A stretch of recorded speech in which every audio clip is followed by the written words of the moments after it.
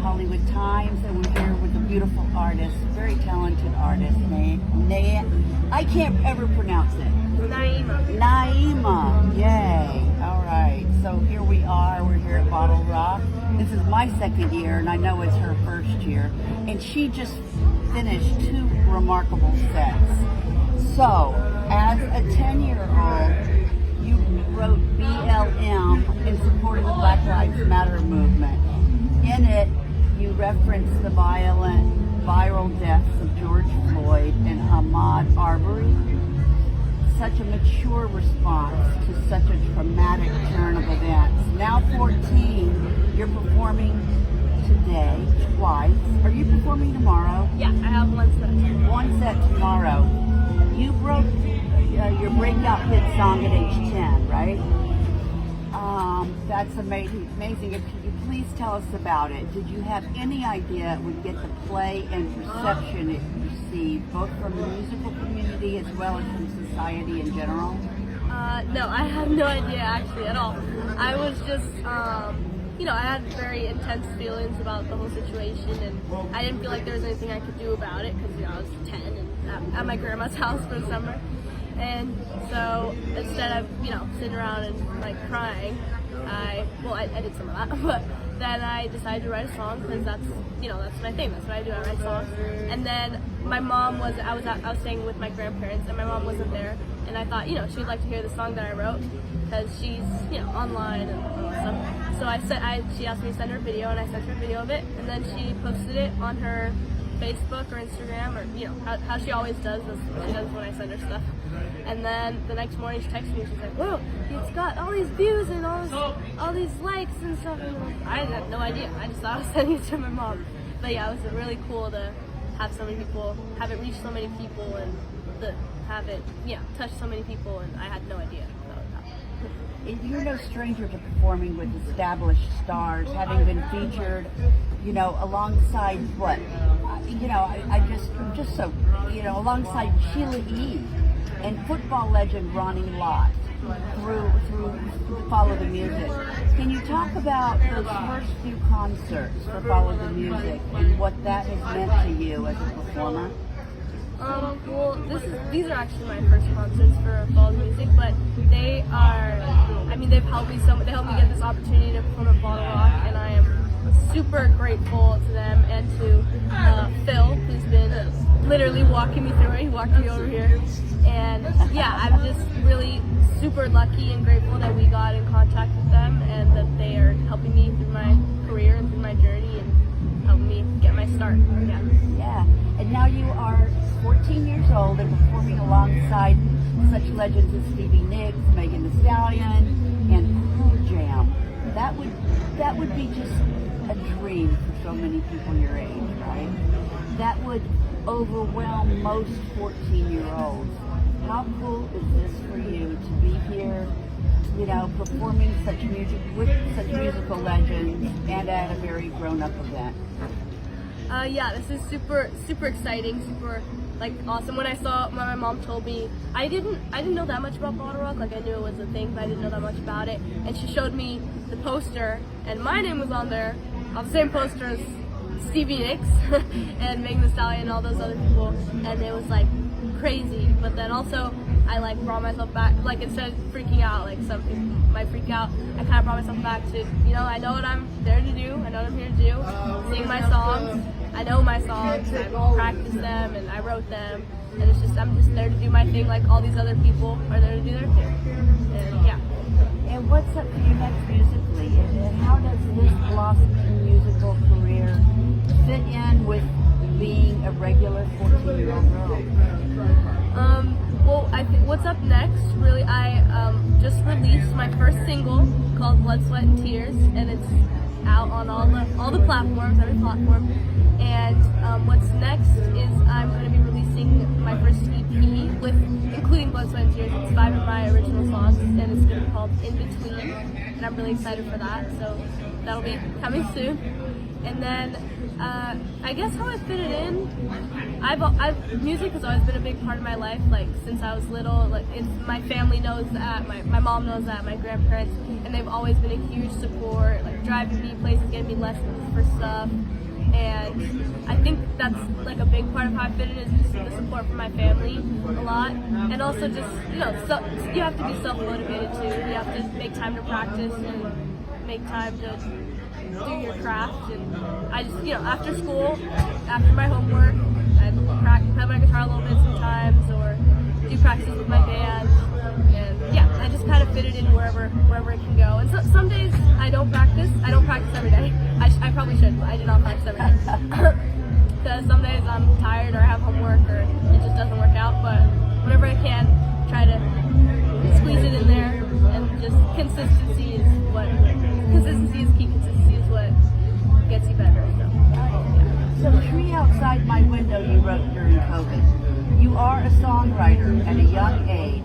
How do you think COVID influenced your songwriting career?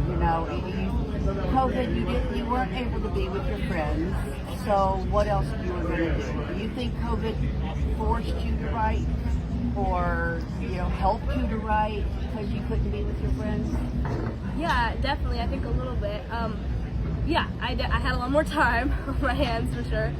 And yeah, when I get bored, I mean, for the first part I was just kind of on a lot of screens, watching a lot of movies and stuff. But then after a while you get tired of it. I mean, it hurts your head to watch so many videos. So I just wrote my songs and kept writing more. And Tree Outside My Window, that one kind of, I don't know if it's the best one, but it's the one that came out of that. And yeah, I had a lot more time on my hands, and when I'm bored, I definitely write songs.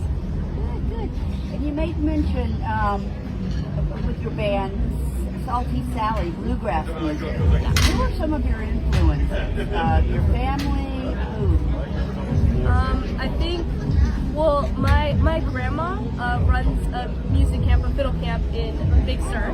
So I've been going to that literally since I was born. So that definitely is how bluegrass music and old time how I got introduced to that kind of music. And because we used to live in the Bay Area, and there's definitely a bluegrass scene there, but you kind of have to find it. So that's definitely how I got introduced to that. And then just my grandma has been a huge support. Since I was little, I've been going to her camp, and then she takes me to other camps and through teachers that she knows from her camp, and just all these connections. And I think the bluegrass community is really awesome because it's kind of like everybody knows everybody in a way, and like it's very intimate because it's acoustic music, so you have to be in the same. A lot of times for performances, you're like close quarters, the same room. But then there's other people like Molly Tuttle, for example, who've taken it they're on big stages and it's amazing, and huge crowds, festivals, stuff like that.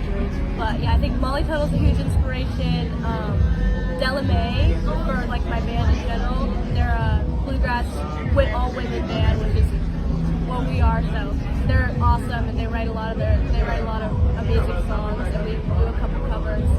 But yeah, Della May, Molly Tuttle, Lori Lewis, all great inspirations. And you're bilingual. You speak Spanish and Portuguese in your background. Do you plan to write in any of these languages, sing in these languages? Yes, I do. I haven't written anything really in Spanish, Portuguese yet, but I think once I start speaking them more, just practicing them, because I speak them, but I'm a little rusty sometimes. So, well, I think a big part of my songwriting in English too is I find with my vocabulary, I find words that just fit in, and sometimes it's really random words that you wouldn't think of, but then they fit in. It's great. With Spanish and Portuguese, I mean, I haven't really tried yet, so I don't know, but I feel like that might be a little harder because I don't know just as many words. But definitely, I'm gonna start practicing more so I can do that, because that is a goal of mine, is to write some stuff. Now, a couple more questions, and I'll let you go, because you must be tired after those two sets. And I'm running over here to the press room here at BottleRock right now. You probably want to see some bands. I'm excited. Yeah. So you're playing acoustic guitar. Do you play any other instruments? Yes, I play the violin, and I've played the violin since I was 4. but I haven't been playing it that much recently, but it's still there. I play the violin, and I play ukulele a little bit. I played it for the BLM song, but mostly what I write with is my guitar. So I think that's what I play the most is my guitar. But I'd probably say I'm the best at violin just because I had more like private lessons with that and more just like practicing it a lot. But yeah, guitar, violin, ukulele. I have a cello. I played the cello for a little bit, but I haven't played it in a while, in a few years. But maybe I'll come back to that. But I like all instruments. I really want to learn how to play the bass. I really want to learn how to play bass, electric bass, standard bass. I don't care. I just love bass. Like I like the bass lines and stuff, and drums, and I don't know. I kind of want to learn a lot of instruments, but right now it's mostly guitar. Right. Well, I know, like we just said, you played two sets, two different stages.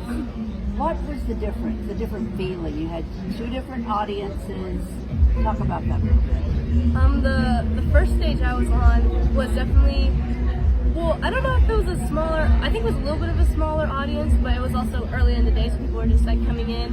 And also it was a bigger stage, so it was more spread out, so that was like different. It was cool though to be on a big stage, and that was really fun. And all my family and friends were there, and they were supporting me, which was great. And then some other people trickled in, but I was just I feel like I was kind of warming up.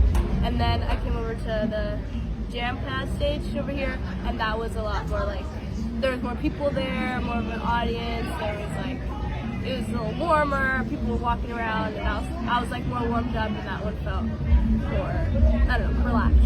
Yeah. All right. Well, this is Valerie Milano from the Hollywood Times. We're the Hollywood Times official is our YouTube, and HollywoodTimes.net. And how can tell us your name first and last, and how we can find you. You prefer what social media? Okay, I'm Naima Nascimento, and I have an Instagram, which is Naima B Music or Naima Nascimento Music, and then I also have a YouTube, which is the same thing, Naima Nascimento Music. And my first single is out on all the platforms: Spotify, Apple Music, SoundCloud, YouTube, whatever you listen to music on. And yeah, that's where you can find me. Great. And back here at BottleRock tomorrow. So, Yeah. yay. Thank you so much. Thank you so much.